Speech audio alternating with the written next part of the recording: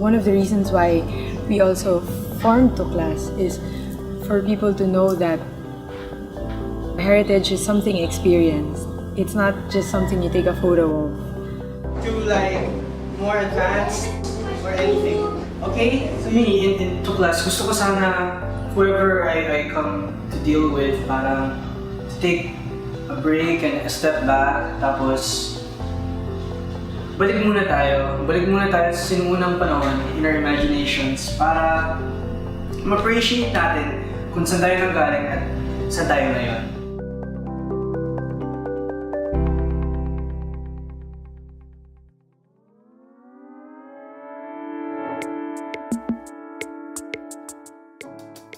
We've been formally registered in 2015, but we've been doing activities since 2009. It started with what we call Sandbox Archeology. Project siya before na Archaeotrails, which was a local student group of ASP. We had people asking us if we can do a sandbox for them. And then we had more and more of those people asking, so we just decided, baka kailangan natin ayusin to at create a formal group. People from the past, they broke the shell in half to get the meat inside. Ang gusto namin mangyari, it's both educational and experiential. So educational in the sense na natututo sila, di ba? So merong insights, but at the same time, experiential sila. That's why we came up with different kinds of activities or services in Tuklas. You have Sandbox, which is like teaching you what archaeologists typically do in the field when we excavate, when we analyze. We basically let students or kids or people experience archaeology in a sandbox. And then we put artifacts for them to excavate. And then we also have Archaeotrails. Archaeotrails is more than just a tour. I would rather call it like a movie lecture kasi it's not about just like showing what this place is, what it's about. No, it's about learning a lesson from the things you see and interacting with it. No? So that's why aside from just yung one-stop lectures, no, nagbibigay kami ng mga interactive activities for them to have a better view or better understanding about their own history and heritage. Also, if you notice, part of Archaeotrails and Sandbox is the Paleolithic Subsistence Activity, which is what they have with Dante, one of my colleagues. By experiencing that, people get to visualize more and to understand. And when I say understand, just really experience what it's like, no, to try to make your stone tools, to try to hunt, and to try to cut your meat, ganyan. That's what I like students to experience. Hands-on, hindi masyadong ma-lecture. They just try it to see for themselves kung ano mangyayari. At more importantly, bakit. Rules, show, writing.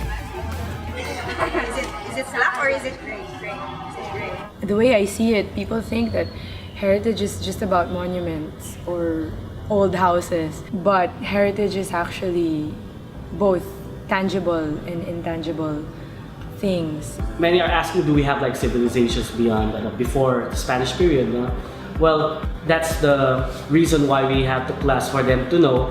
We do have already complex culture before the Spanish came, now literacy-wise, even political and economic-wise. We were something before European contact.